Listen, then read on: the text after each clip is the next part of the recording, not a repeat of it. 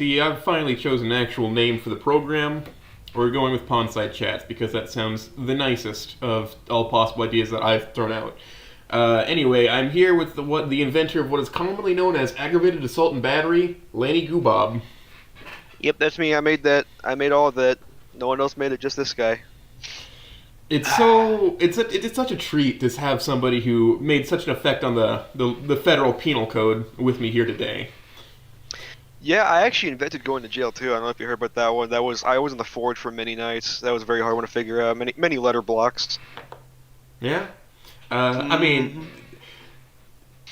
how did you come up with the different levels of crime in those departments for like where they go?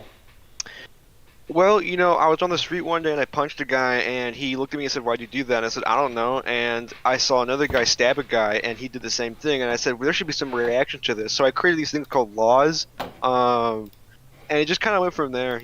I wanted people to get stabbed and get punched and to really, just like be like, ah! Like freaking out and that kind of thing. Yeah, I mean, I personally have invented one crime. It's called mail fraud. Mm, It's where you pretend to be the man you're not. I see. That's a tricky one. You have to really put on that mustache and those glasses and really trick the guy. Yeah, I usually go for the Garbo look. Yeah. Garbo marks, whatever they call them, or Groucho marks. I mean, that's the most common look, and I can get away with it because I'm also kind of a heavyset guy, and they don't necessarily expect me to walk up wearing different glasses that have a fake mustache hanging from them. That is a good thing because at this rate it is to be expected. I cannot lie. There's been many people who've used that invention of yours, and quite frankly, the nose and the glasses, they're falling apart a little bit. They got some rust on them. We really just got to get a new style in, but it's working out. It's evolving. It's a good sign. It's progress is really what it is. Yeah, maybe one day I'll bring this new concept of silicone masks into it. I don't know.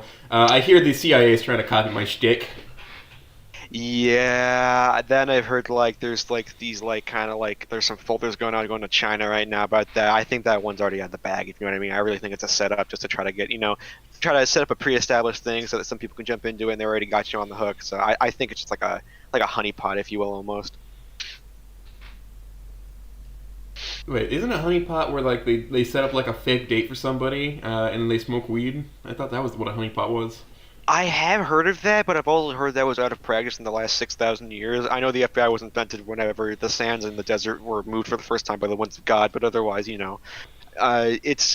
might be coming back. It's been out for a while, and quite frankly, I'm checking my watch right here. It's been 3 years in the past 5 seconds, so it's a fast-moving world. I suppose so. And another 5,000 sands of time have fallen from the sky. Look at that. That Look at that right there. Look Agartha at that. forever, truly. I smashed my grandfather clock and I harvested the time from it. Now I see things in 8 times speed. I think. Jesus. How do you hold a straight face for so long? It's really hard.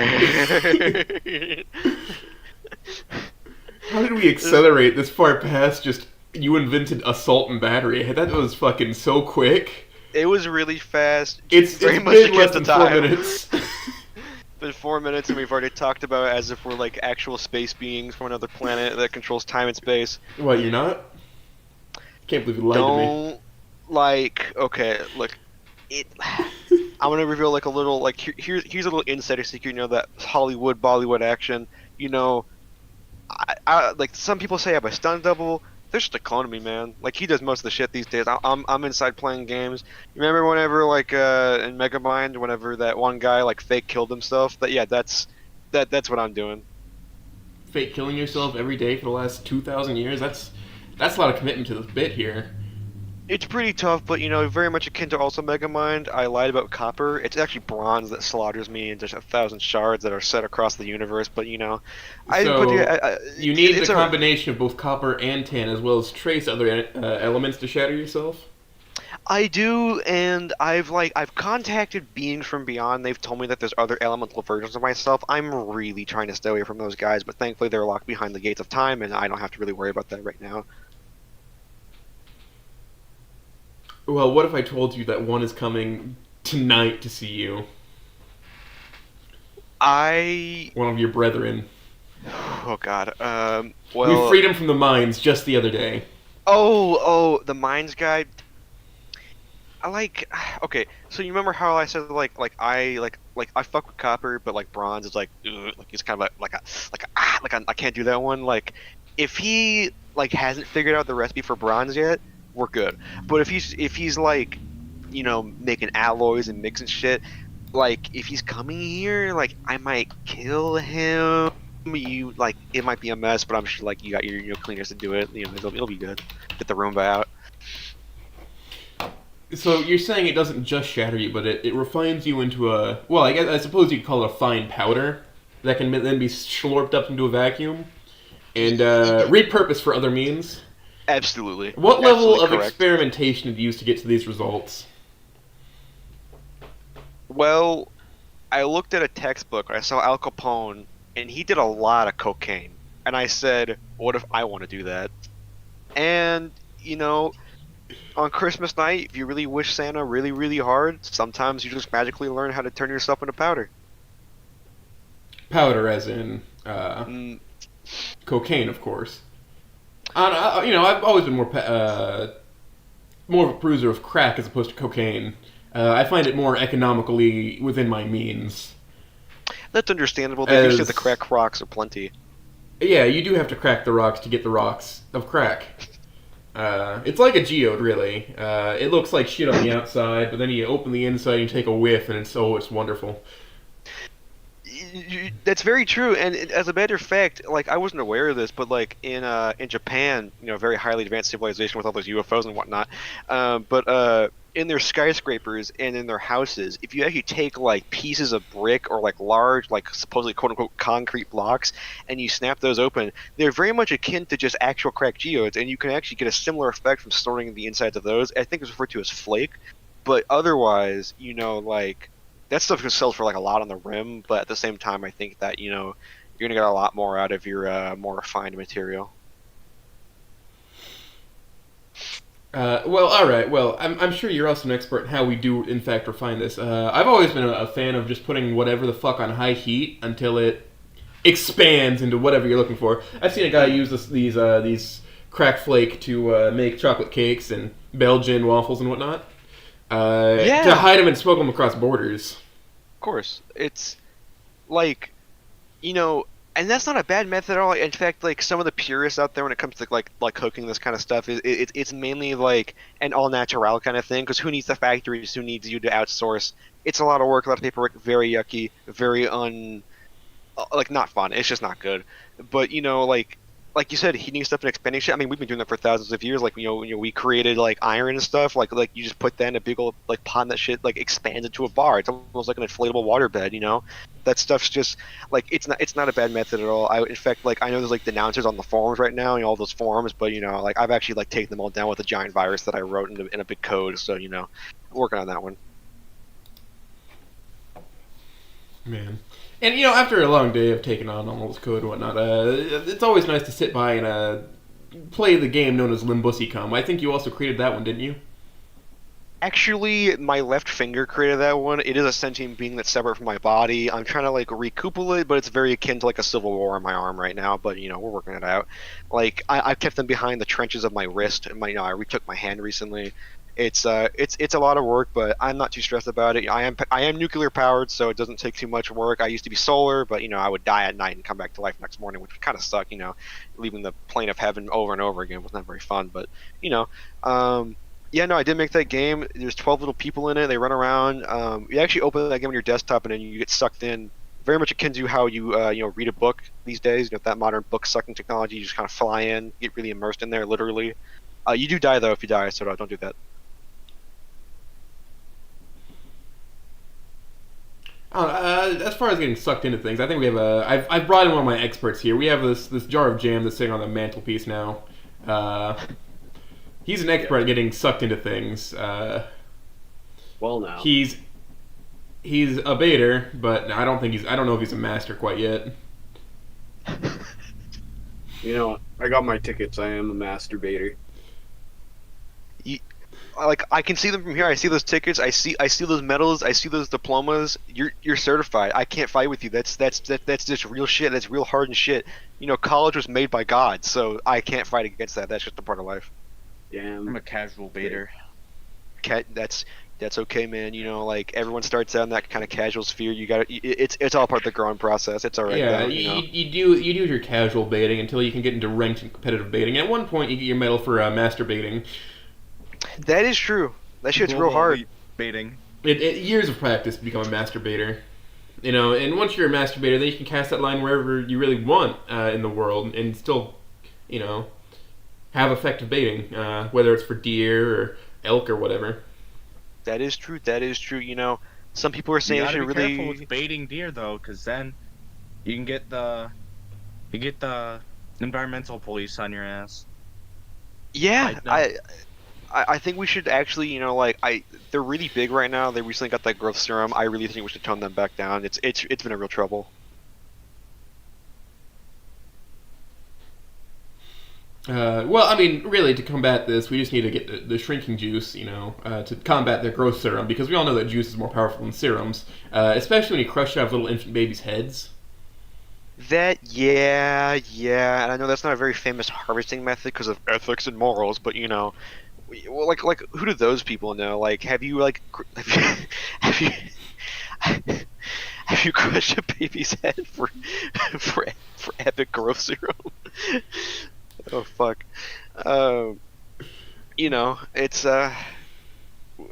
look until like I look at those people. I say like you come up with the method. You do the math. You do the numbers. I spent my half of my life running in this. In fact, I had 2 lives to figure this out, and I still it was hard. You know, This it is, ain't easy. From what I can see, this is the only viable method to collect your serums, too. I mean, as we all know, they naturally produce it in their skulls, and production really stops when you hit 10 years of age. So we need the growth serum from somewhere because it's too useful for like construction and whatnot. You just have a big guy lift all the bricks. It makes it so much easier to build our massive skyscrapers and monuments to the nihilith. It's very true, though. A concern I have had, and I kind of weigh this on both sides, and I'm not really too sure about it yet. But the concern is like, if you're using growth serum on so many workers to make big buildings, like the buildings for them are small. So like, don't you need like a growth serum so that they can like work on like bigger buildings? So if everyone's big, then everything's like normal again, and like then what was the point of the big building? You know what I mean? Well, I think that's also why we need to get the shrinking juice with them so that the building can go back to normal size for the big workers. That's why we need more and more growth serum, because once it's in, but we can reverse the effects so they can live. And so they really need to take a dose of each every day. That is true, and I have heard some like kind of concerns about that because some people who are big like want to stay big. In fact, they've collectively referred to themselves as this term like called giants. I don't know if you've heard that before. Like giants, it's kind of like an underground word, They're but trying to reclaim their position with the Nephilim, then, I suppose. yeah, it's like you can do your thing, but like if I could throw an apple pie in your face with nails in it, I would. Congratulations on 14 minutes of brain rot, Lanny. I'm so happy. I'm so smiling. Smiles, grins. That's a pretty massive number. That is a big You know what number. else is still so massive? What other numbers? The number of massive? slaves in Africa. Oh my god! Every minute in Africa, another 60 seconds passes, and we must put an end to this. That's too many. That's way too many. I actually punched many clocks in Africa so that doesn't happen.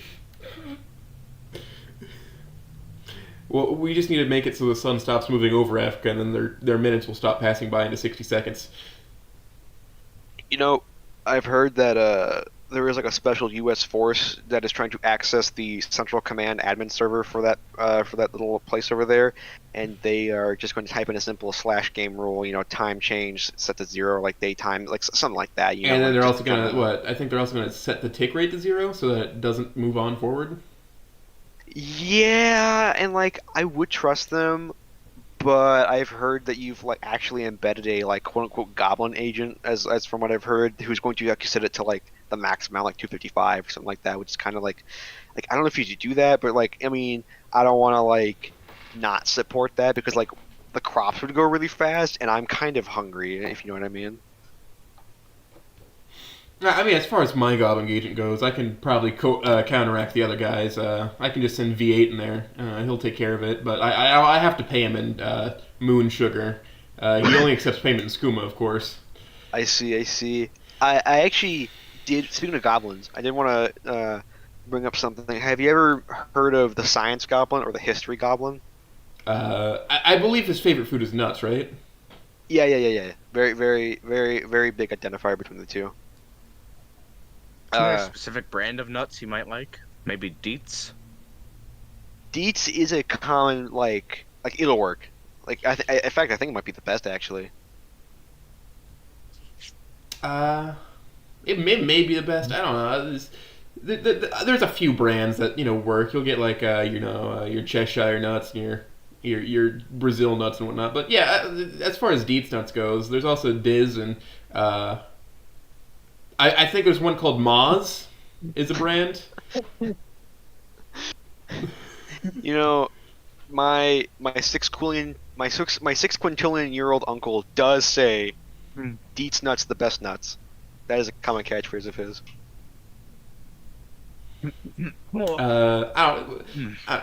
Didn't that guy? Wait, your 6 billion-year-old uncle? Didn't he invent the 4th of July? Like the day? Yeah, he wrote it into his magic book and it came into existence.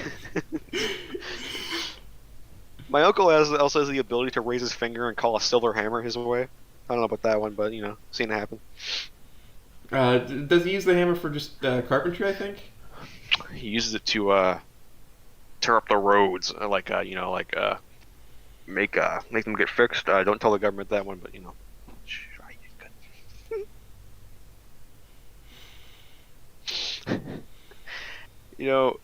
I heard you invented IKEA.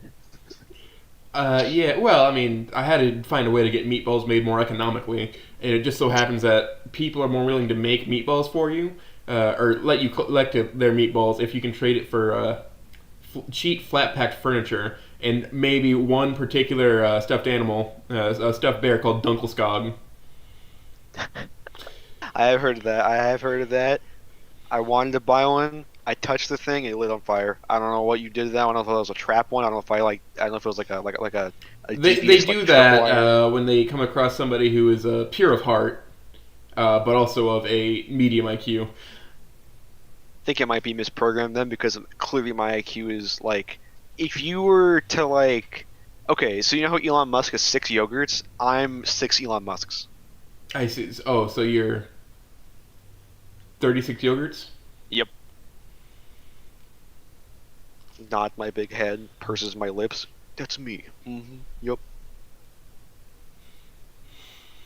No, I've been needing to ask you this for a lot of like I've been waiting like 1,000 years to really get this out there to you.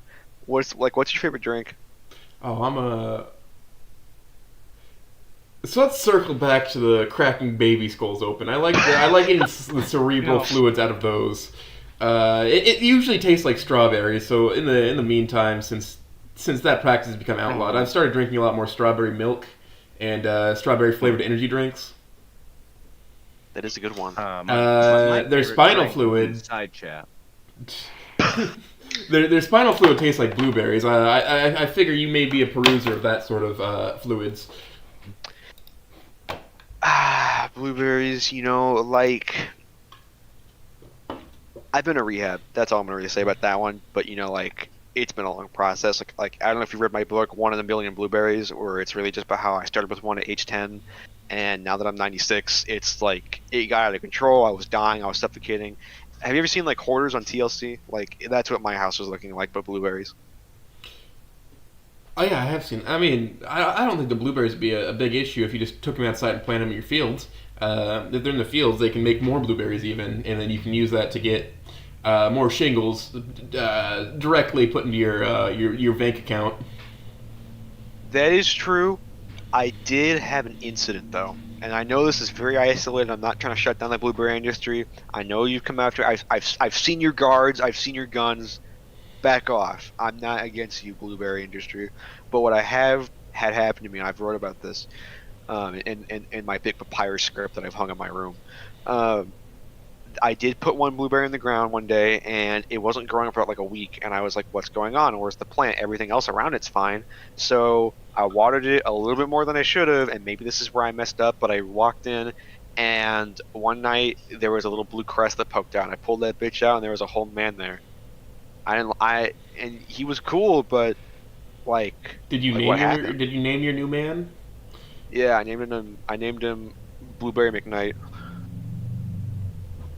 Is that his head that you have hanging around your neck right now? Yep, there he is. There he is, right there. Right there, poking out of your coat. Hides my coat. No, he's not there. I promise. Even though I just told you that he was. Oh yeah, cars. We're doing fine in here. We're doing great, by the way, Bubby. I see you in the chat. I'm reading it as we're going. I can actually see the chat window right now. The chat is all around us at the moment. That is true. It's very much akin to constellations. It's like the ethereal plane. It's all around us all the time. So chat, how are we doing today? Yeah.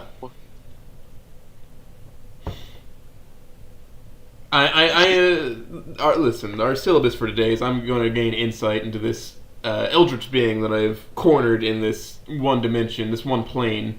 Usually they're all over the place and they can just go into whichever plane they want, but I've made a, well, it's not so much a jar with a lid as it is an impervious steel structure surrounding a cabin in the woods. Very much akin to King Tut. He was buried that way. Right here in Minnesota. Yeah. I think they used, mithril aluminum or something for his in particular, just so he didn't move on to the afterlife into the Mott. That's actually a common misconception. He was actually made out of adamantium, and they had to put titanium around him. I see. Whoa, does that have a gallium aluminum reaction? Yes. As a matter of fact, if his bones are exposed to air, they combust simultaneously, which is why only his skull remains. Because, as we all know, the skull is not a bone; it's a cranium. Very true. Very, very true.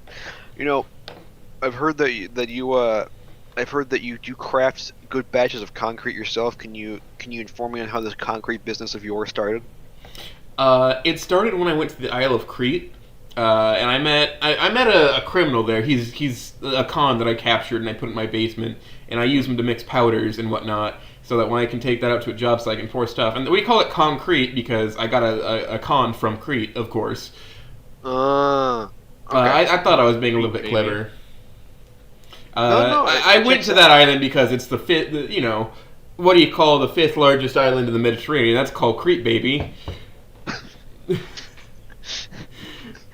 That is what it's called. They do call that. And I looked at a map the other day. That was right there. I put my finger on it and said, "Yep, that's it."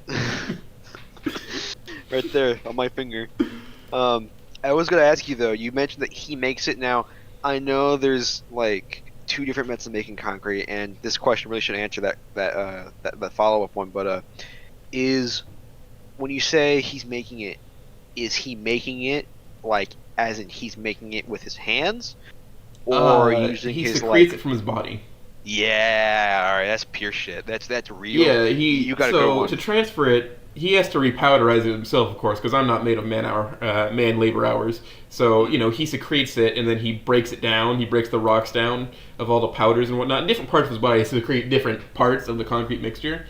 Yeah. And he puts them in different vials for me, and I take them out and I sell them for big bucks, about $20 a pound actually. And then we go out and we mix them, and some people said dry mix, and don't do that. That causes cracks to go up through your concrete. Make sure you rebar and wet mix it, and you need to have as big of equipment as possible so I get more money. So that it sets better.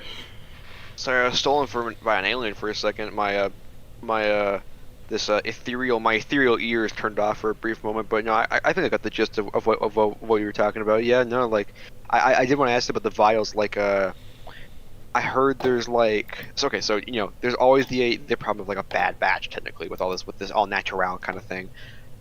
I know that like they're bad batches according to like the concrete FDA.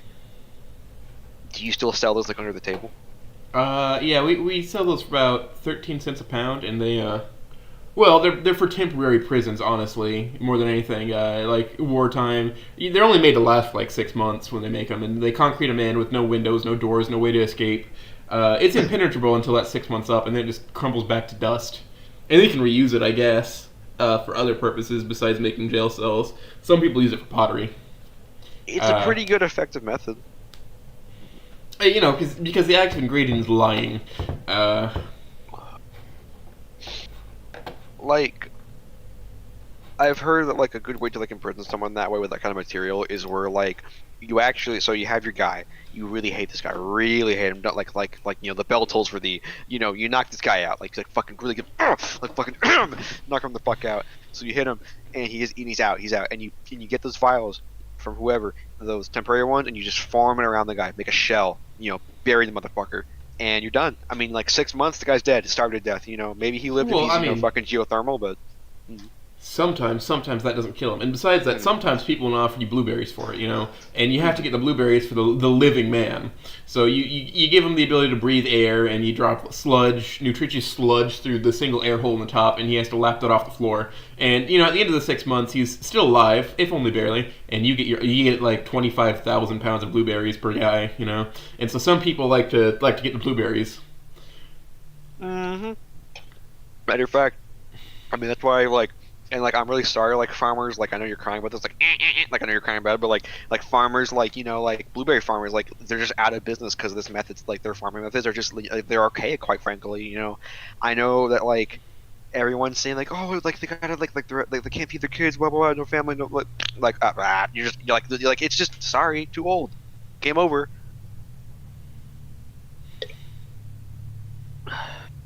But you know, it'll be all right.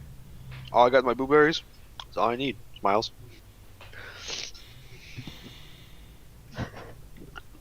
Hold on, unrotted for a sec. I didn't mean to just only have brain rot today. It just You're happened. good. I was willing to go as long as you fucking wanted me to. So how are we, Lanny? I'm fine. I mean, I like last night was kind of fucked up a bit because I had some shit happen, but like otherwise, like we're good. I'm just like, not to get like super real, but like I had to like, so for context, after the new year, like something like kind of messed up with like my parking garage at my like university, and usually you use like your student ID to get in, and it wasn't working, and so I had to stay at my mom's house last night because I thought it was like something that was like just completely wrong. Turns out if you sit there and you like swipe your card enough, it opens up, and I'm kind of just hoping that like that keeps working because I have like 4 back-to-back shifts this weekend from like Friday to Monday. But I did send them an email, and I don't like trust that they're actually gonna go fix it. But if they do, you know, it'll be good. They probably get So I'll like. Besides dozens that, of I'm emails fine. from everybody every day. Mm-hmm. I don't know. I mean, they gotta fix it at some point because I mean, there's other people going out there right now, or I mean, there's people trying. It's not just me that had the problem. I saw like 3 other people try to get in. It's probably just like their card reader's dirty or something. Mm-hmm. It probably I think it needs, is the reader. like isopropyl alcohol put on it and just clean it off. Because like I was sitting there, and when I put my card in once, like I put it in once, and it was like, oh, your card's invalid. And then I kind of kept doing it for a bit, and eventually I stopped to like think about what I want to do, and I looked back, and it was like still like as if it was reading cards, and despite nothing happening to it, and I was like, oh, there's something wrong with that. It's either the reader's broken or there's just like your card might be wearing out or something like that. Well, my card still works for like my uni and shit. So I think it's the reader, but my card is also old. I saw like 3 other people having a problem with it, and in fact, the way that I figured out that swiping it a bunch might just work was I saw someone else do the same thing after I saw one of the people have the same issue. So I mean, we'll see, but like, I was kind of freaking out about it because I was like, well, like, where am I gonna stay? Because I live like an hour away from my parents, so going back and forth isn't optimal, of course. But I mean, at the end of the day, it'll get fixed at some point because I mean, move in is in like the next like 2 weeks or so, and if people are trying to, or if people are coming back from, almost at 4th of July, if people are coming back from Christmas and what is it, New Year's and shit like that. The thing that just happened. Yeah, like um, how do I put it? Like, people will stay on campus, but like whenever winter comes and shit, or like whenever the holidays actually come, that's when like most people will like leave. Like, people will stay until like around Christmas, and even though like the break starts like way before this, they're like there'll be people here eventually, and it's like a major garage. But I mean, besides that, I'm doing okay. Like, what about you? What you got going on? Oh, I have to study plumbing code stuff, and that's really boring because it's all dense legalese. I have to study the code. I have to pass it to turn out. But I have a few years before I turn out into my journeyman's license for things. I'm still just an apprentice. It's actually very similar to college, except I get paid for learning what I'm supposed to know for Yeah, work, as it's opposed to the other way. yeah. I mean, and just to be completely honest, like that is like one of the like biggest things about that kind of stuff is you can really like if like sure blue collar work is physical, it's a lot more intensive and whatnot, but if you want to like kind of if you're willing to do it like you are and you just jump into it like you like it's a lot cleaner, you don't owe a lot of shit or if anything at all, you know, you just go like You're ready to start your life, and for some pretty much. people, they screw up early in life they take away their other options. I didn't make it. Like I didn't make any big mess ups. I didn't decide to have a kid really young or anything that made me start working hard. Uh, I just looked at what things I liked doing, and I realized I don't really need a college degree to do these things. I just need time and money. Oh, here's a job that'll give me like a good schedule through this contract that they have, and if they don't give me the good schedule, they'll give me extra money. So like every Sunday would be double time. Friday and Saturday for me are both time and a half. You know, Hmm. and I usually get a 40-hour week, and I have enough. I don't ever have to really worry about money. Yeah. I always have the money for what I want to do because what I want to do isn't super expensive. It's just more time intensive. Yeah, and that's honestly like the great thing about it is you like you make good money. You like it really is just like just like I don't want to say smooth because there's still effort put into it. Of course, I'm not saying like you just show up and do everything and there you go. But like it's a lot easier compared to signing up for a fucking college, waiting to get accepted, getting all your.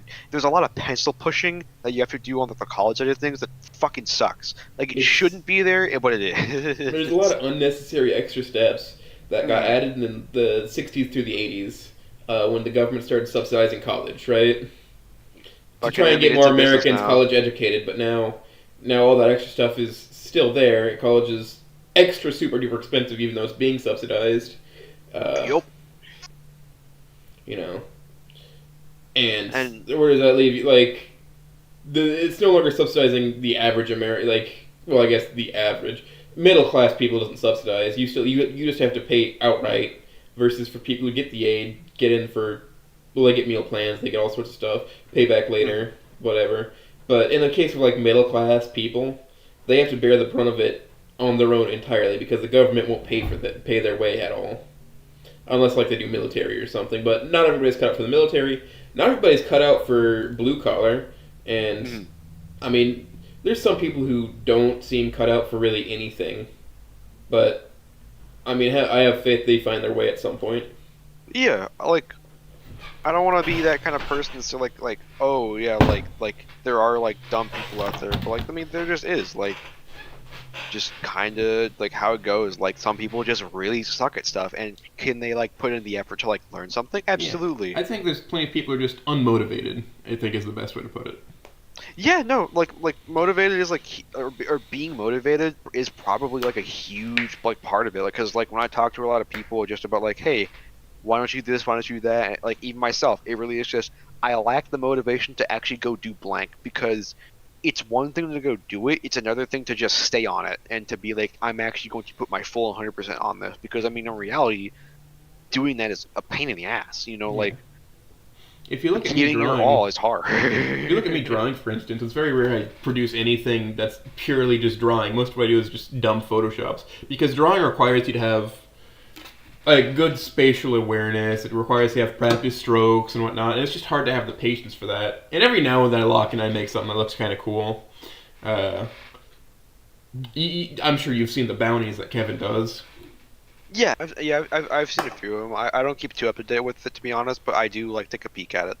Yeah, I mean, you've seen like the range of what my work is. Sometimes it's just like a shitty little doodle. Sometimes it's stupid Photoshop. And then one time it was just like draw whatever character in Formalware, and that's one of those things where I locked in. It's all about motivation. I was motivated to do that because I thought, hey, it'd be kind of cool for Stella to have a samurai sword, a cocktail dress.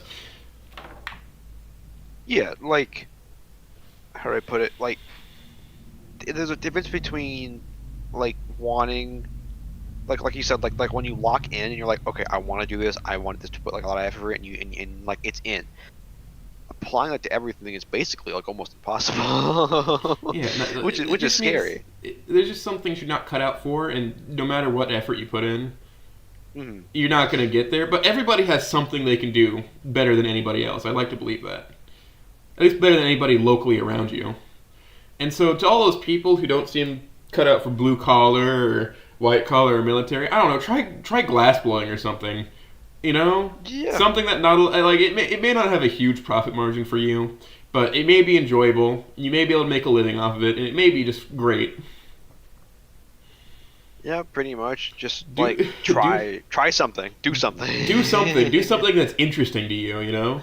And you might be fucking great at it. You might be the next fucking Picasso or Tesla or whatever if you just do what's interesting to you. And I understand that it's less viable now in this modern age just to go out and do whatever the fuck in the woods, but it's still quite possible. Like there's this one guy on YouTube who like bought a bunch of land in Nevada, and is just homesteading it. Where in the middle of the fucking desert homesteading. It's still possible. It's still out there. It's a little more challenging, but it's still out there. You can still do it. He bought like, 10 acres for 10 grand? That's a good price for land. Honestly, go out there and do shit. Go fuck around in the desert. Go play with sand. Go to the sandbox. No, not that one.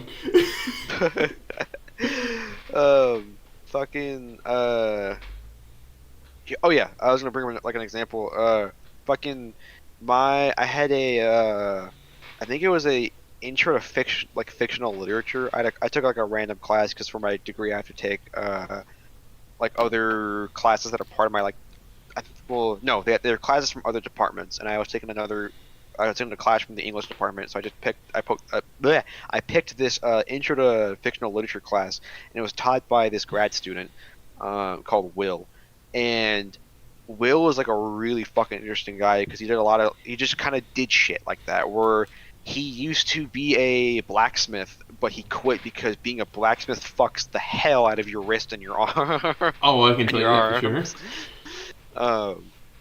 And he had this project that he did once, and where I think it was like a city, like a small town, or like the woods or some shit like that, but out there, I forget where. He made a bunch of these pieces, like different artisanal pieces out of metal, and left them around and made a kind of giant, like kind of imperfect circle around the location. So technically, like if you just followed these art pieces, though I think they're like pretty like far spread apart. They like spiral into something. Yeah, like it's just kind of like an art circle around the whole place. Yeah, like it's. Like you can just do shit like that if you want. Yeah. Most things, if you tagging buildings, all you gotta do is ask the building owner. If they say no, find another building. You can advertise the service, and people will come to you to tag their buildings. That's a thing that happens now.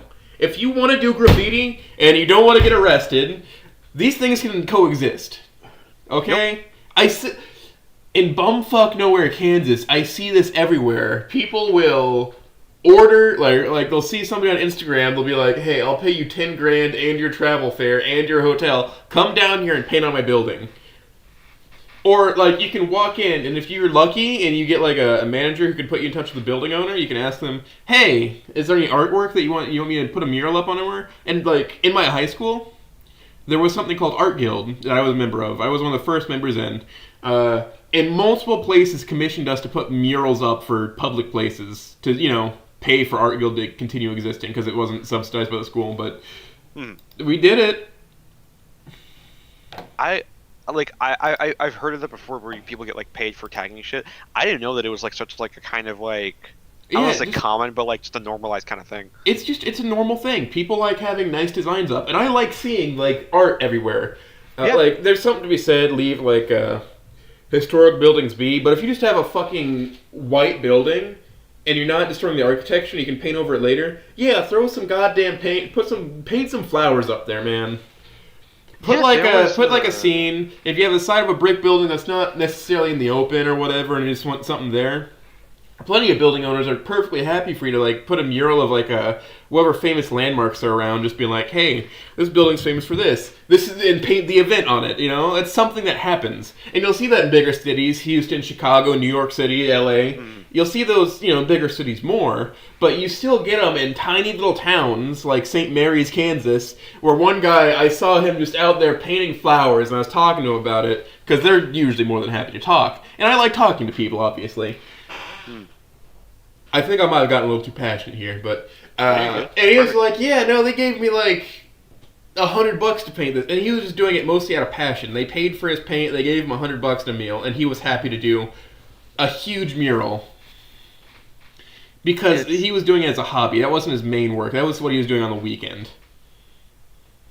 It really is nice to see shit like that, honestly. Especially to hear about it, too, because I know there's some people who will, even people who get permission, they'll, like, be painting something, and some guy will come up and be like, hey, you shouldn't be, like, fucking doing it. It's like, well, number one, fuck off. And, like, number two, I can understand someone being concerned, quote unquote. I mean, even then, like who gives a fuck? If the conversation extends beyond should you be here? Yeah, I have permission. Then you've gone too far. Yeah, if you have permission and you can be like, here is the paperwork. Whoever's asking that should either watch, talk to them about their work, or fuck off. They shouldn't keep harassing them. Pretty much, I'm not saying go out and graffiti random buildings. I'm not saying that. I'm saying ask beforehand. Of course, if you got perms to ask and all that, or sorry, if you ask and get perms and all that, yeah, you're pretty much in the clear. I just hate people that especially this. I fucking hate when anyone calls the cops on someone like that without even they just look at it just bad person, I must call the police. I've watched people make these murals on YouTube, and I've seen parts of the video where cops come up and all they have to do, they call the building owner. The building owner comes outside and tells the cops to fuck off, and they generally do.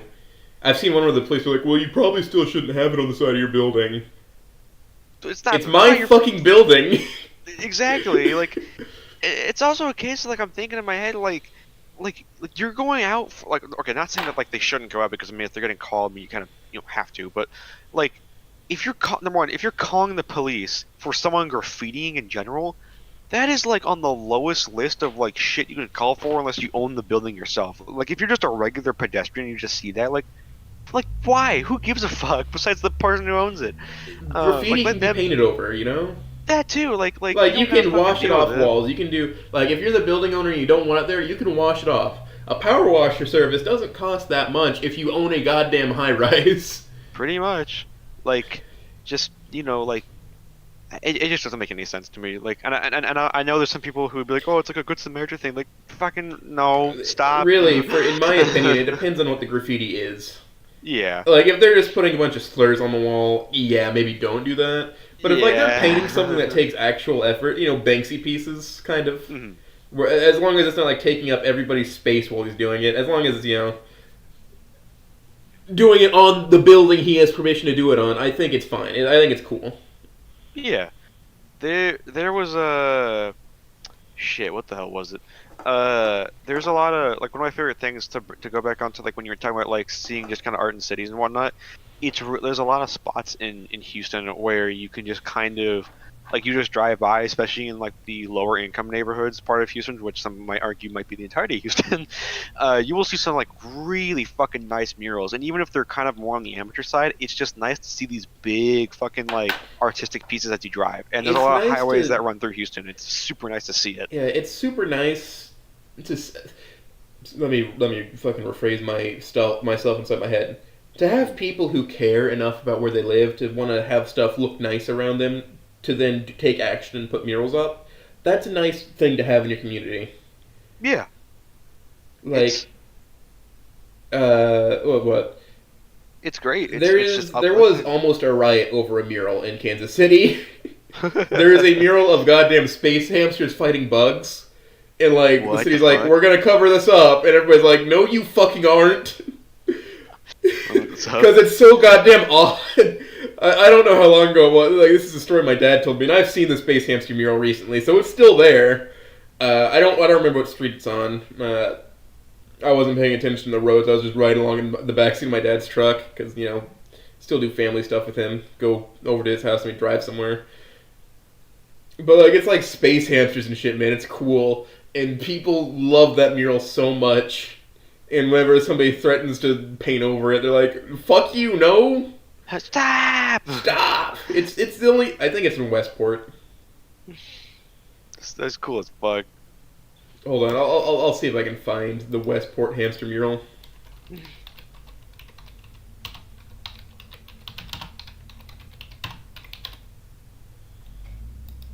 I am still here. I just have been locked in. Locked in the world.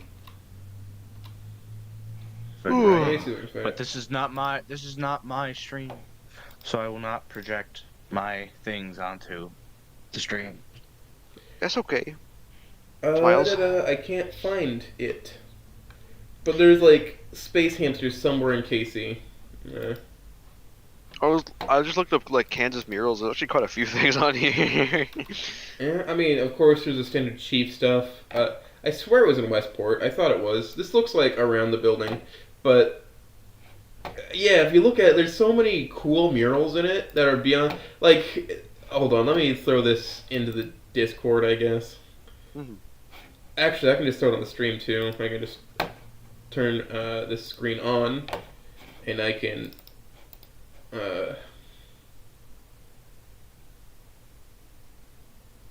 Yeah, just jazz murals.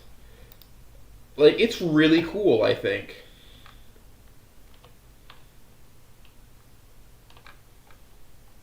Like, this is really cool. This is on a building. I think the restaurant is called Jazz. This is really cool. These are all really cool. These are murals, I think, done by different artists.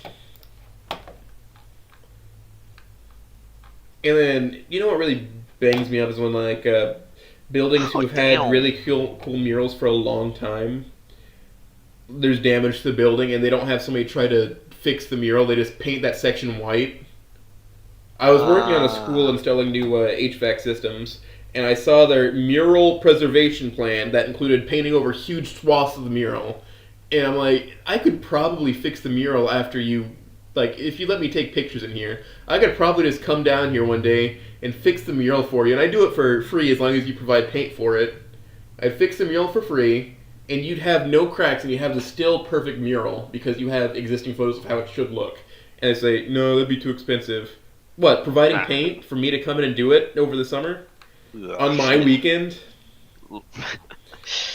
What a... Yeah. That would have been great. It would have been something to do, and you know what I'd be doing the entire time I'd be in there? I'd be on Discord talking to Chucklefucks. It would have been fun. It would have just been a good time. Yeah, I would have had a great time doing that.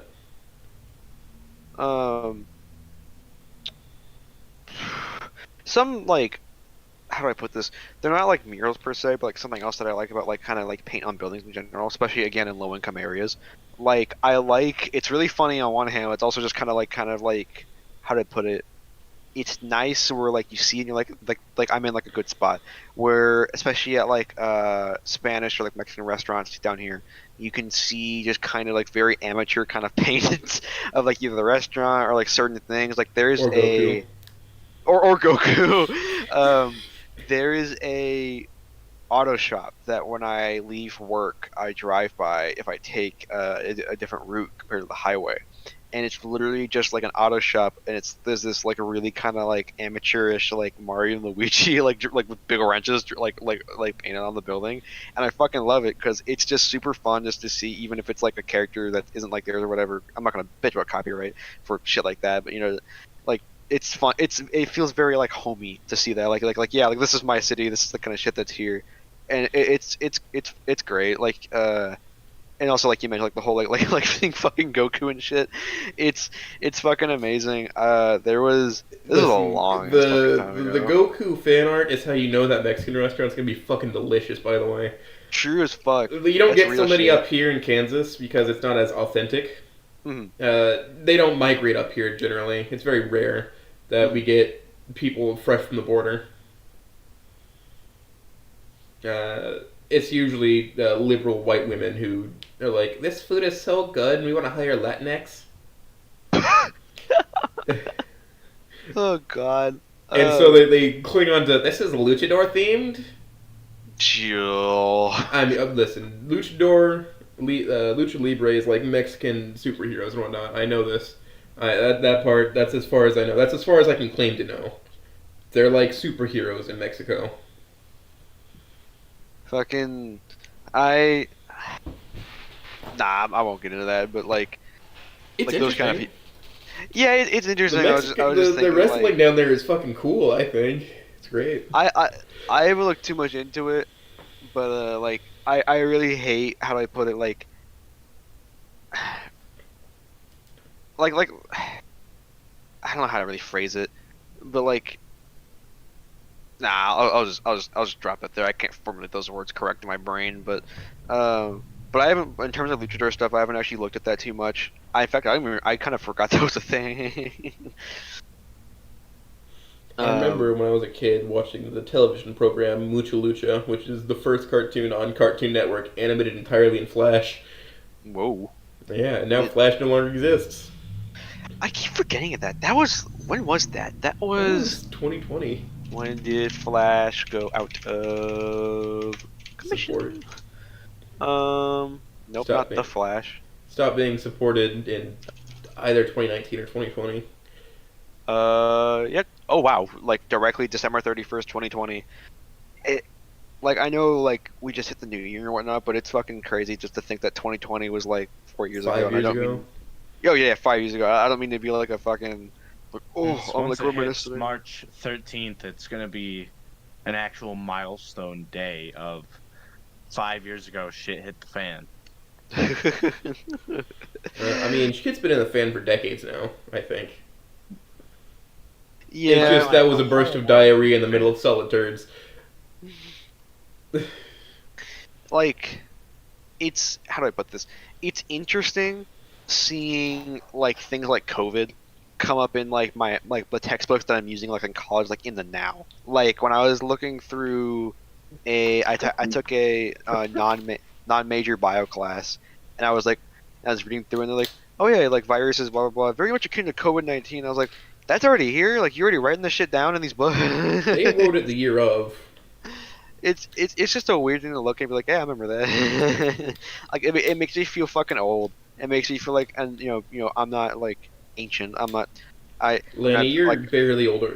No, you're barely younger than me. yeah. I mean, I'm only fucking 20. Like that's like barely the start of my life still. Same month. Same month.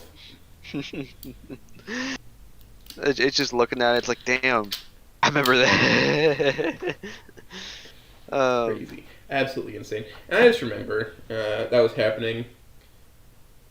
And I was like, yeah, we're going to get an extra week of spring break. Hell yeah. Shoot, yeah. Pretty fucking much. That's all that's going to come of this, I swear. And then they just decided to shut everything down forever.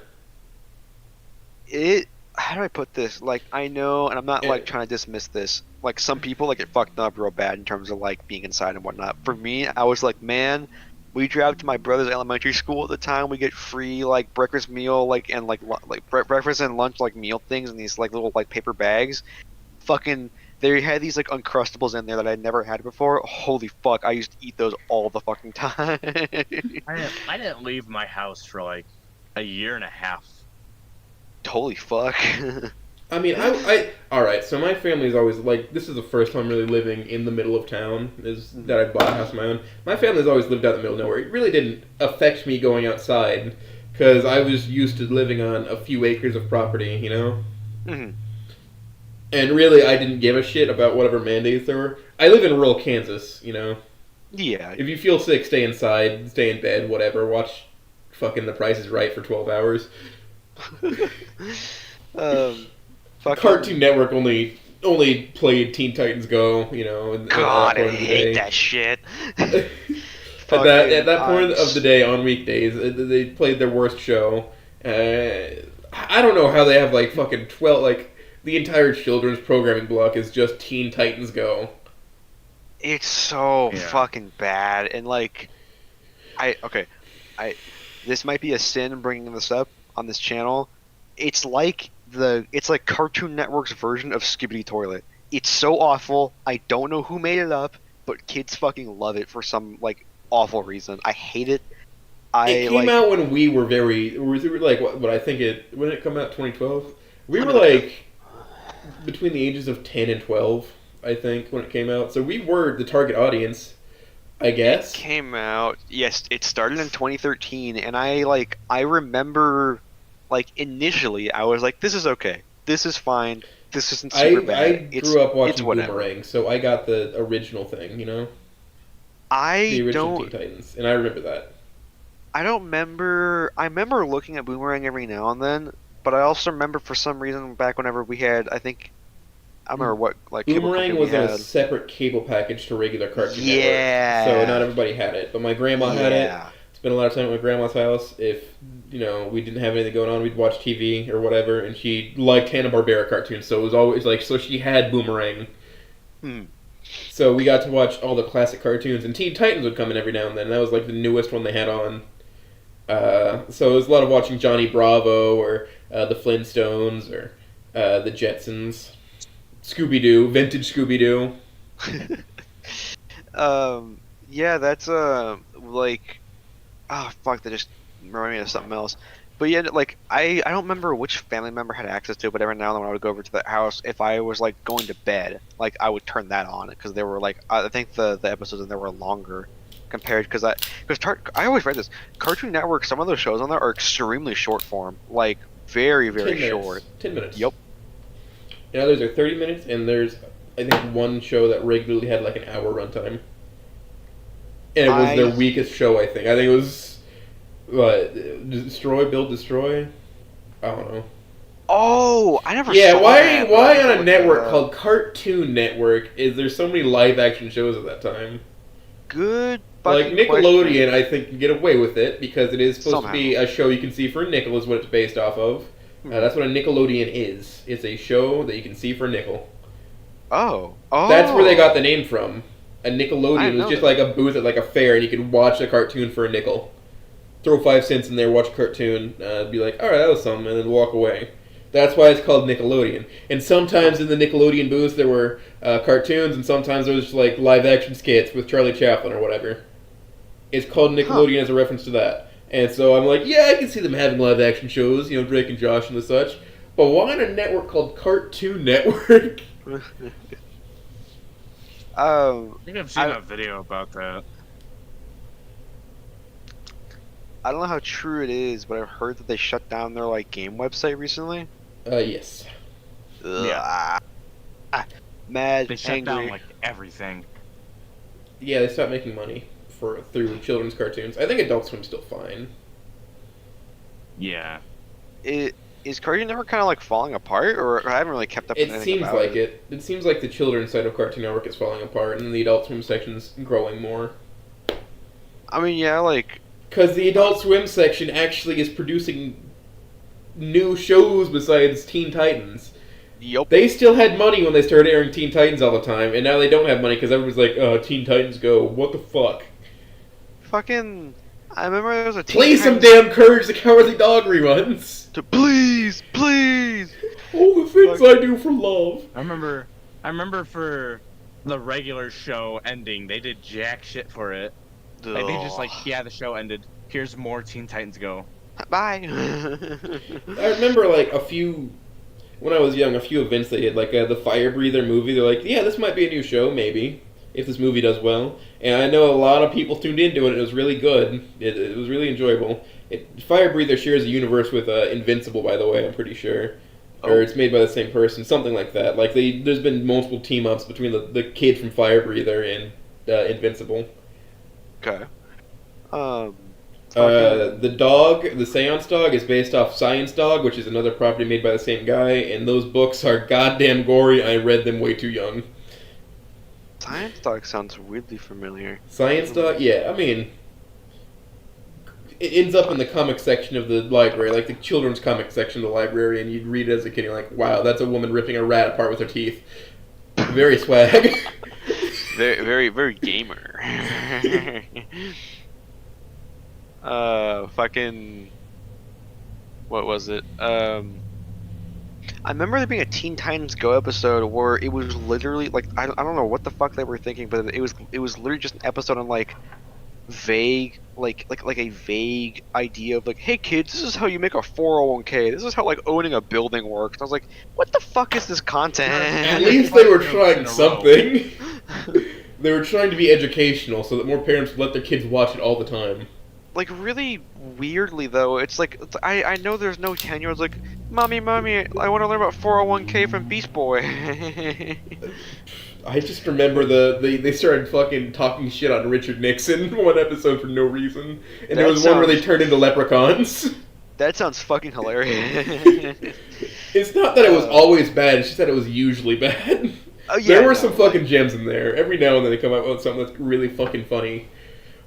There is some good shit, but it's kind of having the SpongeBob or the Simpsons or the fucking Family Guy effect, where like like after a while you just need to stop. Like, you'll make good things every now and then, but like most of it is you're just throwing like shit at a wall to see what sticks.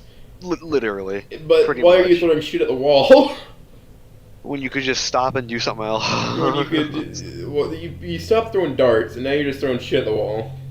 And I would say, hey, like, yeah, SpongeBob did make something else. They made the Patrick Show. Back, all right, we're cool. There you go. There we go. But yeah, no, Warner. Oh, it's dying again. We're like at a half point right now. Yeah, it does this sometime. Well, yeah, an hour. So this time of day, my internet just throttles apparently.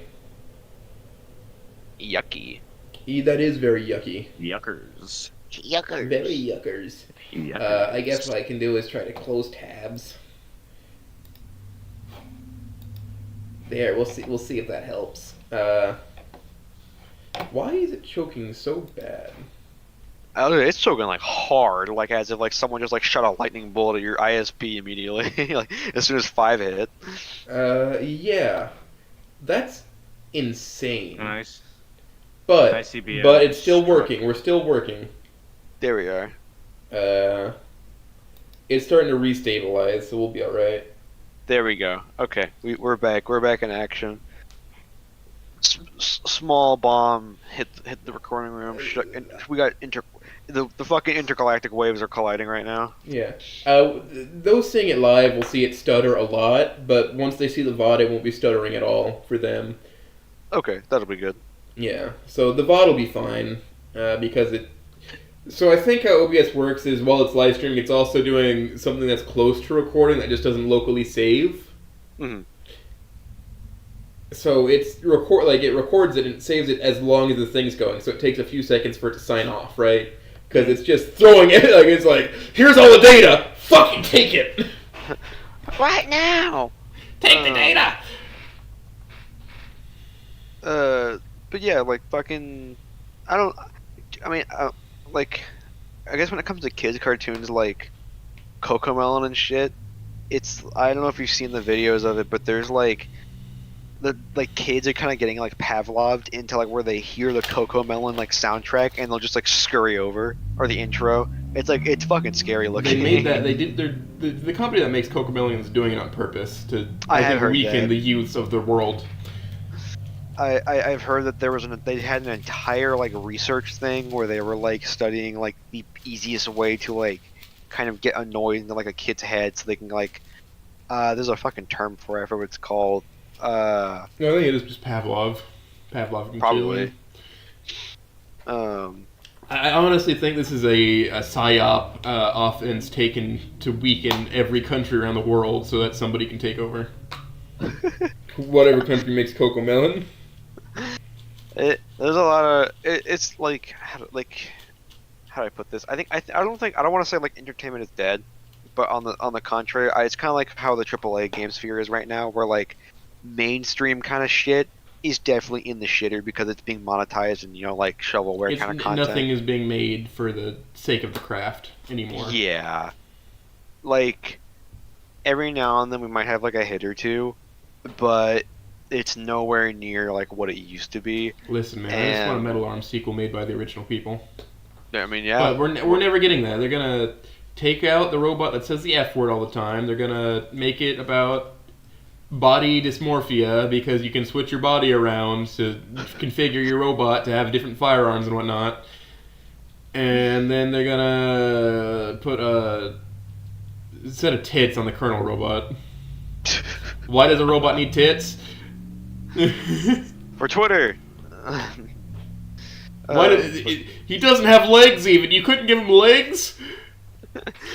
I hope it's just something like I don't know if we'll ever fly back into it. I doubt that we will anytime soon. I mean, I hope that I don't know good how shit just kind of comes normalized. Yeah, I don't know how political you're comfortable getting, but like there's this consultant agency called Sweet Baby Inc. that every AAA games development studio hires, and they're the ones who are like you have to make a game like they're just gaming HR basically. Yeah, let's sanitize it for the modern generation. We're making a Star Wars game for the new generation. So I guess fuck all those millions of fans that already existed, huh? Pretty much. Who aren't gonna like what you make. Being like, how do I put this? Like, I don't like. How do I like?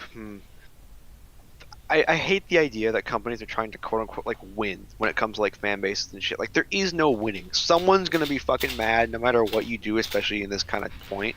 Playing it safe is just playing it how you used to play it, honestly, because you'll make the older fans happy, and you're gonna get their money at least, as opposed to throwing them aside and risking it to get a different group of people who don't really play video games even.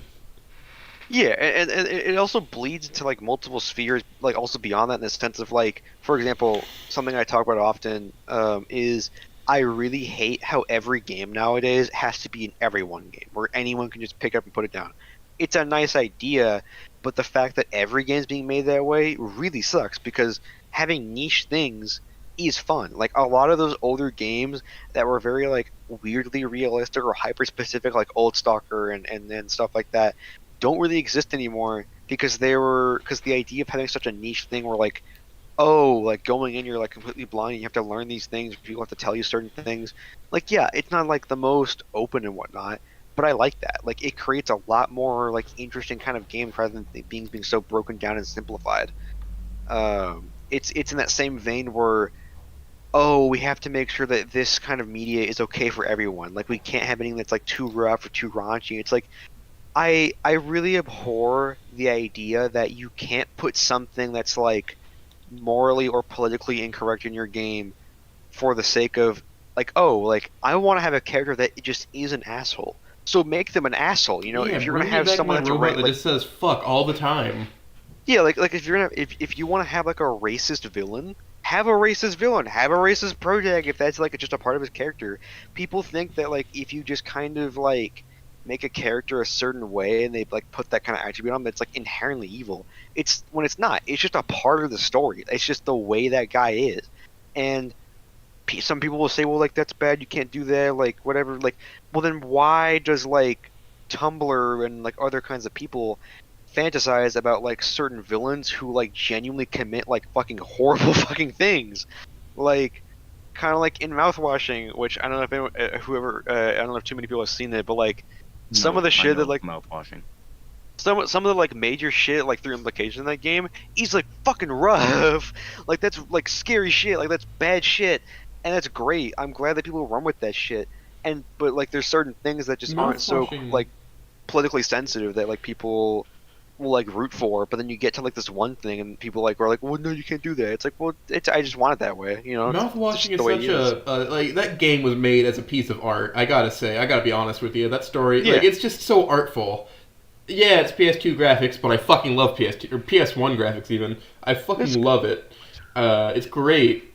And good shit. It tells a good story. Oh, the Smoker Cola's here. It tells like such a font, like a good story about, hey, this guy's a fucking asshole. If he didn't do this, everybody would be alive. I mean, they'd be unemployed, but they'd be alive still. Mm-hmm. You know? What's the guy's name? Charles? I don't remember. I know Curly's the boss, and Anya's the medical officer, and then you have Swansea and Jimmy. If Jimmy wasn't such a fucking asshole and demon, everybody would have been alive still. Just had to find a different job. No, that was the other guy. Jimmy was the pilot. Yeah, Jimmy's the pilot. Curly is the captain. Jimmy is the main character, or like the player character, right? Yeah. No, Jimmy's the guy that's in the bandages. No, that's Curly. That's Curly. Is it? I don't know. Yeah, the only reason why I know that's Curly confused. is because there's this fucking awful song that Smoke was referencing in the chat. I forget what the fuck it's called. It's the same guy who made the my name is David. Yeah, that is my name. Like that fucking song. He made a mouth-washing song, and there's a fucking section where he goes like, my name is Curly. I am the captain. Yeah, I'm the captain. I hate my fucking life. And it's really fucking bad, but it's stuck in my brain. The guy makes awful fucking music, but it's funny as fuck because it's one of those like, it's so shitty, it's funny good things. Not good at all, but it gives me good giggles. But yeah, like that's why so many people are moving into the indie game studio stuff because those games are still made for the love of the craft. Yeah, it's super lacking, and it's sad to see. It's really sad to see the lack of that stuff, and just how some people are scared to put like actually evil villains. And yeah, like that can absolutely give some people like a bad vibe or like a bad memory and kind of shit like that. And in that case, it's just a simple case of just don't play it. Like then it wasn't made for you or your demographic type. It wasn't made for your demographic. Why do you have to step in and ruin it for the people that it was made for? Exactly. And I know some people like the risk of like someone having like a bad memory like in relation to like that kind of content is like very rough and very extreme. Like you can only really do so much. Like you kind of just have to balance these things out. And I think, okay, like personally, one of the biggest things for me is just the idea that like at some point you're gonna get hurt. Like you're gonna get burned from certain things, and that sucks. And I don't want people to get hurt in that sense. But on the contrary, like it's something that unavoidable that people try to like claim is avoidable or make it make it avoidable when it's just something that's gonna happen. You're gonna see something you don't like. You're gonna see something that grosses you out. I have really big tryptophobia. I see like gross tryptophobia shit very often. I don't like it. I forget about it, and I just kind of move on for it. That's just how that shit is. Like I'm not encouraging people to be like, hey, like you shouldn't give a fuck about it. But at the same time, like if you see it, like all you can really do is just move away from it. Like that's just part of the process. That's just like the shit that kind of happens. You can't like sanitize everything, quote unquote. I really hate that some people are fucking. It's just yucky. It really just diminishes the quality of something.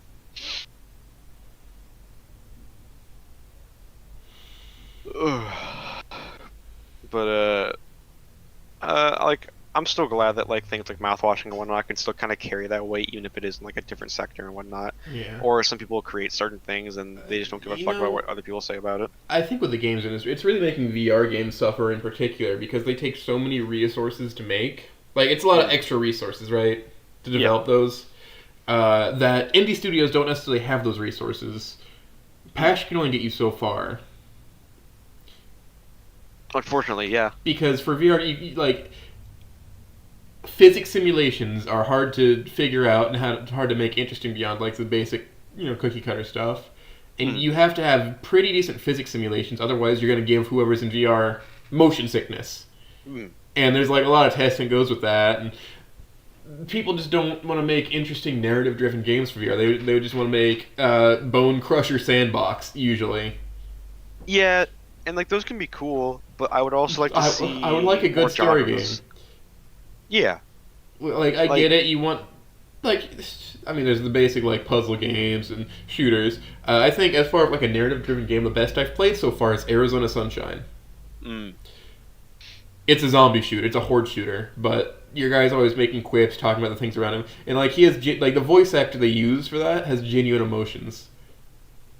Like, you can really pick up on them. It's good to see and hear stuff like that because I kind of like what you mentioned. That I'm thinking about it, you don't really like a lot of VR games are kind of like quote unquote inherently silly when they don't have to be that way. They can be like kind of serious, like like kind of like more rough on edges kind of stuff.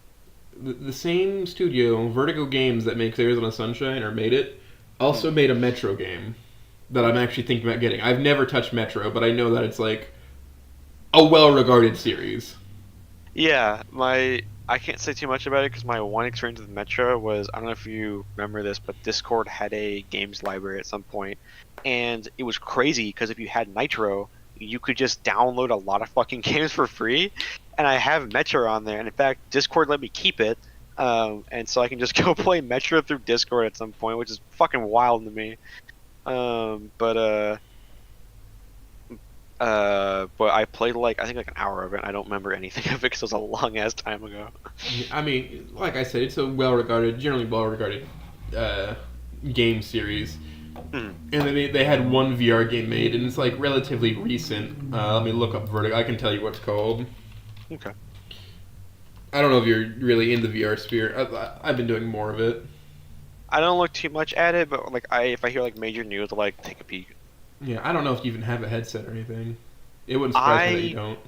I do, but it's kept at my house because it's Metro Awakening, and it came out in November. Oh, and God. you know what? None of their games are like the full AAA price. There's all sorts of why are games $70 now? Do they do anything that would make them have that value? Is there anything extra they do for you? Do they come out of the screen and suck you off? I don't know why they want an extra $10 from me. I don't know why they're still $60. But Vertigo Games has set all of their stuff really reasonable. Like the remake of their first Arizona Sunshine game is $30. The second game is $40. I don't know why they're different prices, but oh well. The Metro Awakening for VR, another $40 game. The other Metro games, I think, are all in the $60 old AAA price point. Yeah, 60 was already fucking up there. 60, Smackaroos is a lot. That's for a whole day for a minimum wage worker. Yup. That's 3 hours for me, but Fucking, it's bad. It's especially 70 right now. I honestly I think 70 is. I mean, I know some people just kind of pay whatever for whatever, but 70 is definitely at that point where it's I'm probably gonna buy your game. Yeah, I'm not it doesn't matter if your game's great or not. Or your game has to be really fucking. It's good. Either I eat dinner this week or I get your game. Yep. Your campaign's only 5 hours long. Is it really worth $70 just to have a multiplayer shooter game? Fucking a new one every year, and then you shut down the server for the last one because you're a piece of shit. Looks at COD. I used to be a big COD fan when I was younger, and as a kind of tradition, I always bought every COD game. The only one that I've actually refunded was MW3. I pre-ordered it, so I got to play it 2 days early, which actually was kind of a blessing in disguise, because when I played it early, I was like, man, this is bad. It was real fucking stinky. It was a huge stinker. There was nobody to entice you further in at that point. It sucked real bad, and I played it for about a day, and I was like, shit, I hope I can get a refund.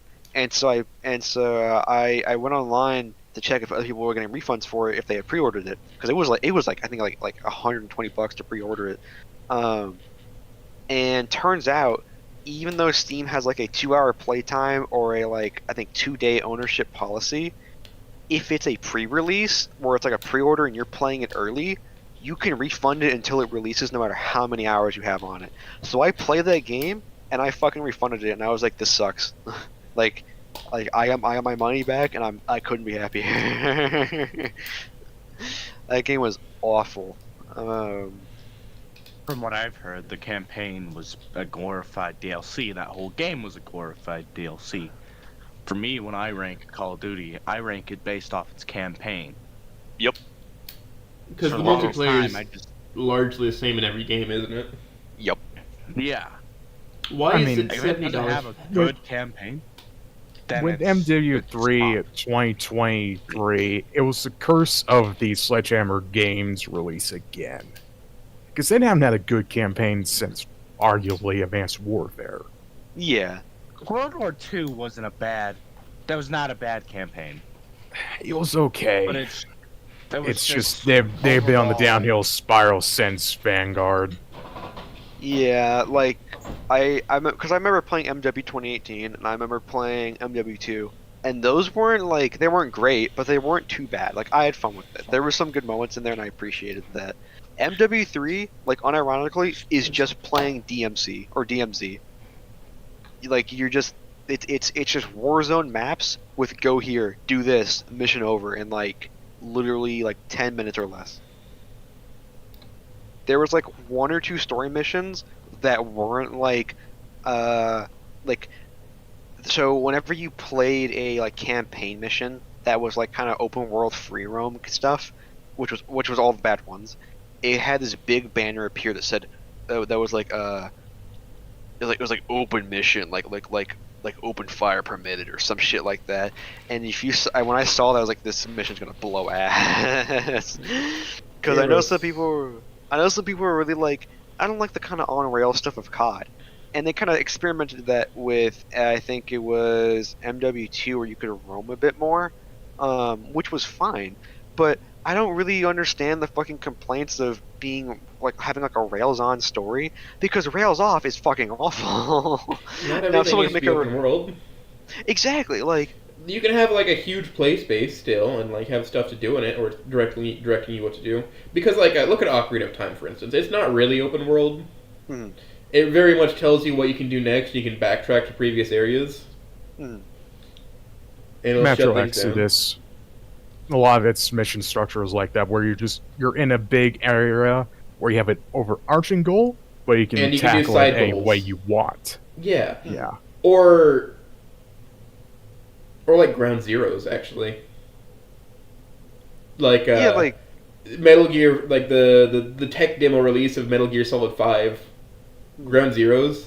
You have one main objective, and you can do it however the fuck you want. You can sneak in, not be seen by anybody. You can do them either order you want. You can rescue Paz first, even.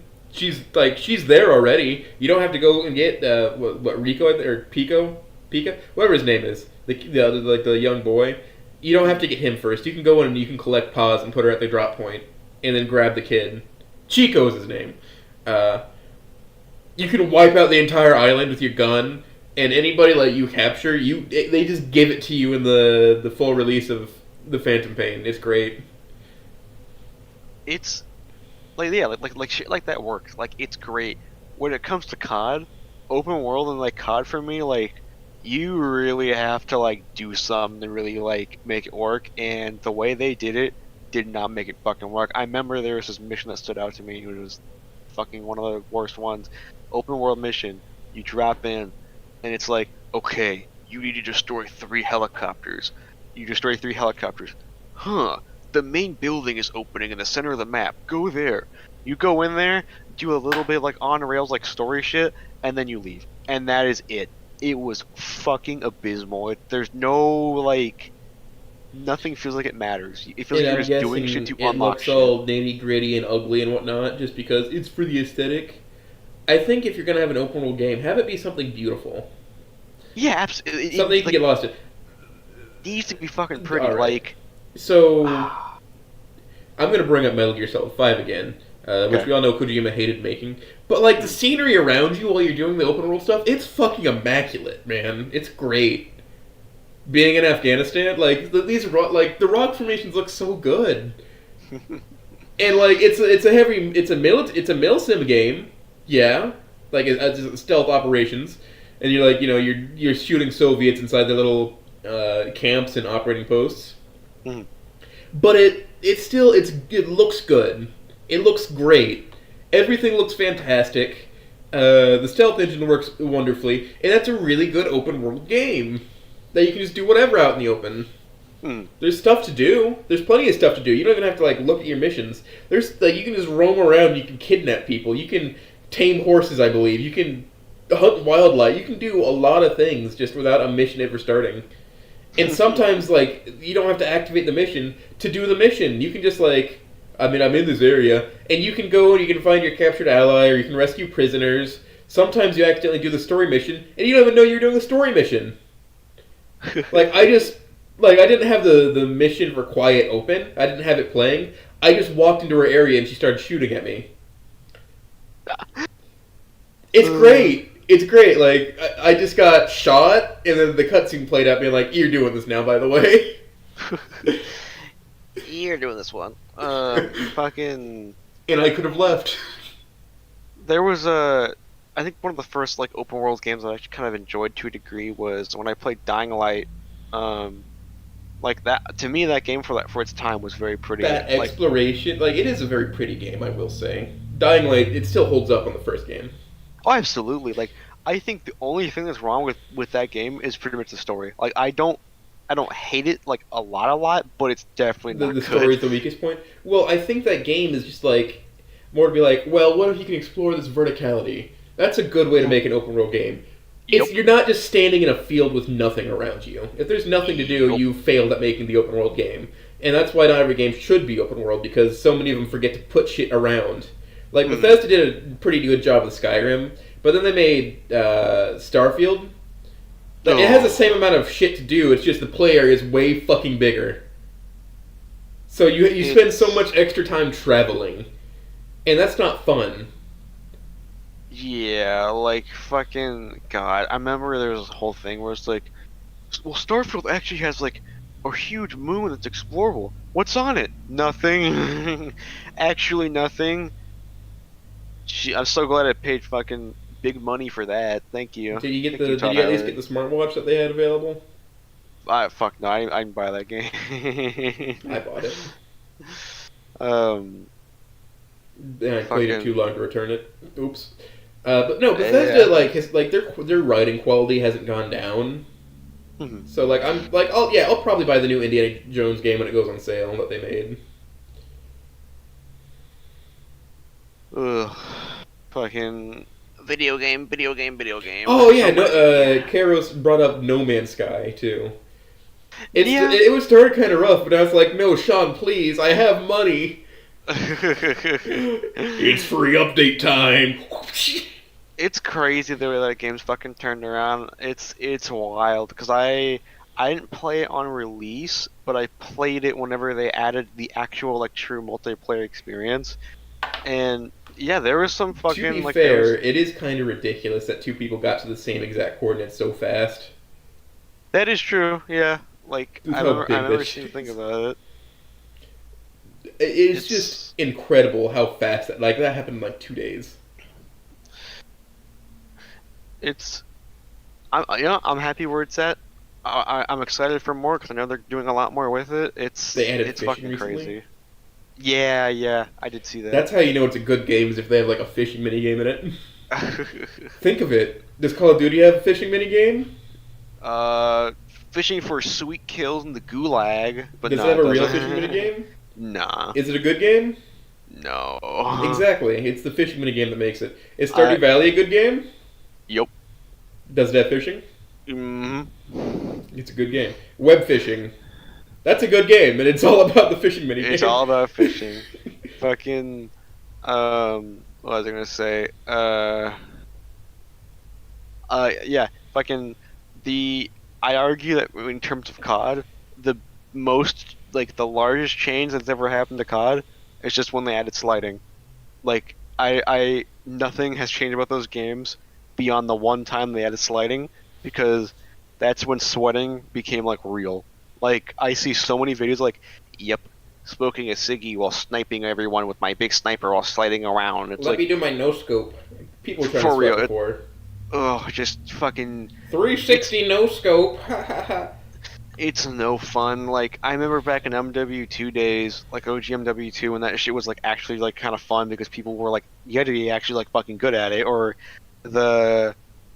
fuck, I don't remember what it is. There was a map on MW2, I think, or MW3, where if you launched your grenade launcher from your spawn point right when the match started, you could catch people with it. It was hard to pull off, but it was like funny fucking shit. Yeah, there's like in older COD games, they're like trick shot locations basically. Yup. Fucking Black Ops. Or like you could throw a grenade through a window, it would bounce off multiple things the same every time, and you'd get like right up near their spawn points. There's a video online, I forget what it's called, but it's in Black Ops, and I think it was a setup, but it's still cool to watch, where when you use your underbarrel grenade launcher, I think, and if you aim at the floor, like the shell like slides for a bit, because it doesn't have enough time for it to like actually go off. And there's a video someone made where it ricochets off of so much shit, and eventually it just like lands on someone, and because it's still a projectile, it counts as damage, and it fucking kills them. Listen, I love like seeing the kill cams of like really long shot knife throws where they throw a knife in the air and it comes down and lands on somebody's head. They're like, "What the fuck?" That shit is fucking awesome. Man. Ooh, miss that fucking shit, man. But now it's all sweats being like, I'm gonna ban you because I'm gonna ban you because you were having fun. It's so much fun to slide around and shoot people with my sniper rifle and do that all day, every day. I remember people used to get mad at people for using sniper rifles like sniper rifles. You're camping! Oh, yes, I am. Quite, I pitched a tent. And you are losing. You are losing because I'm moving like an actual sniper rifle. I take one shot, then I move. Fucking. And then the disrespectful thing of like you finally find the sniper, and you walk up behind them, and you take a screenshot, and you send it to them, and you're like, "Look behind you." Yes. And you stab in the face. There's that one fucking Xbox video where the guy like messages him on Xbox Live or some shit. It's fucking hilarious. And then there's like the shit talking accessory that the Xbox 360 had. There's no reason to have that keyboard besides shit talking people. It's funny as fuck. Oh, listen, my uncle had that attachment. That's the only person I know in real life who had the keyboard attachment for his 360 controller. Those exist only to shit talk. And I know Uncle Bob knew.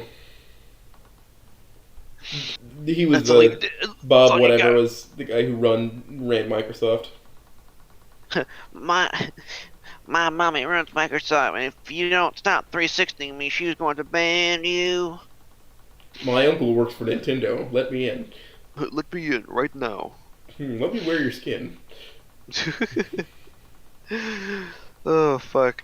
Alright, well, I am starting to get a headache kicking on because I haven't slept properly. I went, with all that other shit that happened last night, I went to my parents' house and was like, I'm going to bed at 10. So I woke up at 6, and now my brain's not on schedule. I see.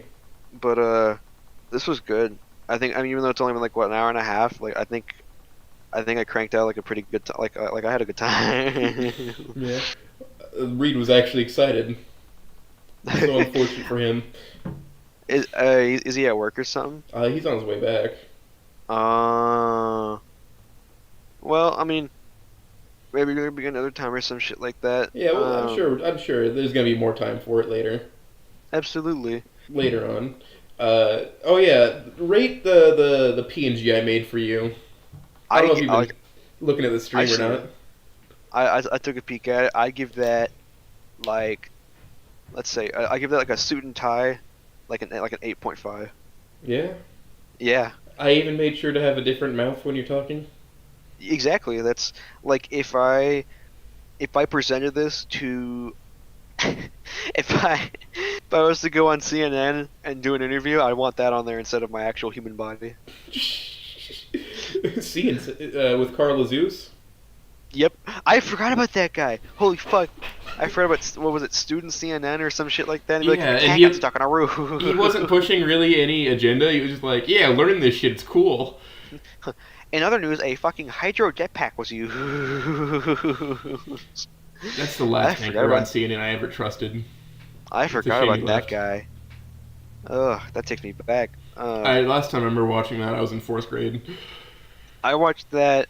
I was in middle school, and when there was a team leadership class I took that I did that in. That shit was funny. Yeah, I was in a leadership class. They didn't really teach you to be a leader. They're just like, all right, free period.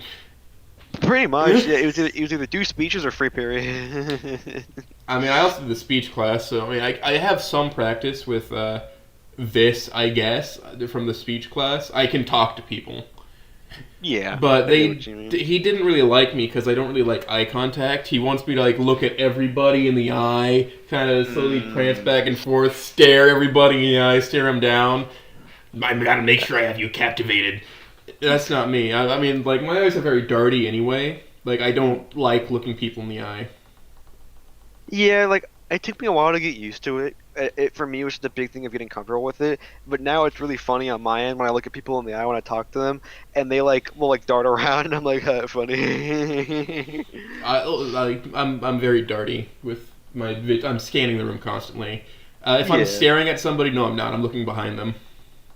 I don't get upset if someone doesn't like have eye contact or whatever. But you know, like I know I used to be a big thing for some people, but yeah. Besides that, I mean that's pretty much where like if I didn't have this headache, I probably would push it for longer. But my little medication that I took is I don't know if it's wearing off or if my head is just fucking in the mellow Migraine? zone right now. Yeah, not a migraine. It's just fucking I don't know. Like it's like not like a thumping, but like just a light little like on the right side of my head, like on the right side of my head. Stop dying, Lanny. Stop dying, stop right now, stop. I demand you to stop dying. Stop! Don't die. No. Stop dying! Give him a medic bag. You're not allowed to die. I need a medic bag. I So, need a medic bag. Wait, have we started? We started Yeah. long ago. Yeah, sorry, work fucked with me a little bit. So, You're good. I was probably gonna end it right around here because my brain don't feel too good. that sucks, Lanny. I was really hoping I was gonna be around to grill your cheese. Well, Reed, if it makes you feel better, the first 30 minutes, like a solid 30 minutes, is pure brain rot. Yeah, just actual rot. What is good rot? And we had an hour of a serious Oh, conversation about the state hey, of what's- entertainment in the West. So, okay, hey Lanny, do you want to do a shout out for anybody in particular? Anybody in particular stares at you? My cat, my dog, my mummy, my daddy. and Is King there? Tut. That question is more pointed towards should I put somebody on my list generally? No, Wiggle's eyebrows. You know what you must do. I don't know what I must do actually. Oh, You're there's a sweet little boy called Magnum. Miles. there we go. What did Magnum do to me? Huh? Maybe I don't know. It's up to him really. Yeah. That, or if that doesn't work, we can always just kidnap Gatto. Yeah, oh, I'm sure. Watch this be the first goddamn stream that gets fan art or something of the actual stream, not just V8 doodling something with the purpose no, of being don't worry, used there's as a gonna stream be art. thumbnail. It's gonna be art of me walking in with the community meme, where I walk in with the fucking pizza and everything's on fire. That sucks. It sucks though that I couldn't meet up properly, I guess. It's alright. I'm gonna go ahead and close it out though, cause my brain explode. I'm already in bed. You can probably already fucking hear it. Spend I heard money you on- moved to bed. Spend lunacy, make money on lunacy. Spend money. Create By lunacy. Remember, Smiles. I'm so glad that we got this man who invented aggravated assault and battery. It was such a good thing. Smiles. Leonard, I appreciate you coming in. Shakes your hand with my weird prehensile feathers. Mm-hmm. Daps you up. Accepts. Rotates myself. Shakes your hand. Frowns. Grabs hammer, slightly taps it on your shin. Asterix looks at you. I'm not a doctor. Man, I'm so glad I lost my medical license. That's how he goes to my medical license. You see, this is where you should have broke notes, Sierra. Atlantic notes. The Man, breakfast I've day. been gone all day. You should have just started with the.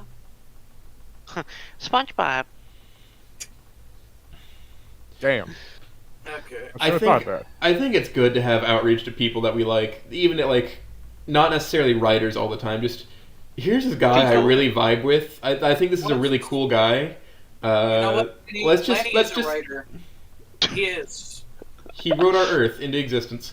No. He also writes the best insults in fucking text ever.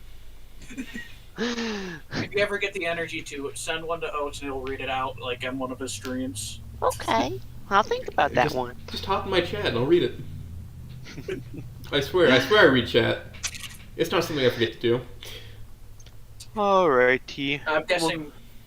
I gotta get V8 already waved his hands, but go lay down, Lanny, and Go take a nap. Take a nap. Alrighty. Thank you for having me on, my friends. Bye bye. Bye bye. Smiles. Okay, listen here, you sons of bitches. I You listen. start without me. Listen, this is when he said he was available. He was gonna be at 2. I'm fucking. He was gonna be at 2, Reed. This My is the word fucks compromise. with me. Yeah. Well, I mean, I thought we were still gonna do this around 5 o'clock my time, so I went out and shopping. oh, it's fine. I think I carried it well. At least I got some immaculate drip. Yeah, you So still. you still got win-win the for drip your on. boy. What kind of Oh, drip you wait. get? Let me look at Let's do drip or drown real quick.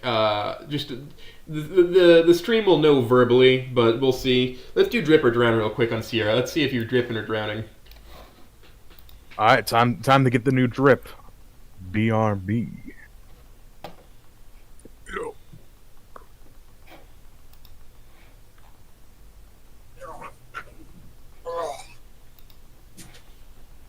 I'm still wearing serial killer glasses. So still on more pants. 1 second, I'm gonna take the pants off. Don't worry, there's just more pants under here. And wow, it's really that cold. Yeah. Now I'm doing the old man T-shirt and plaid blanket combo with Ghostbusters pants underneath. I think I'm dripping. So, Oh, nice! Some Converse sneakers. my work boots. Immaculate drip. Yeah, my work boots are starting to come apart. I need to buy new boots at some point this year. Immaculate. I've actually split the Ear sole. swaps. No, so, New mouse. Make it a little easier for yourself. because, this old boy is starting to show its age. I got this back in 2020, beginning of the year. All right, I think I'm gonna hit the in button on the stream, but probably gonna. yeah, probably a good Yeah. idea. See you.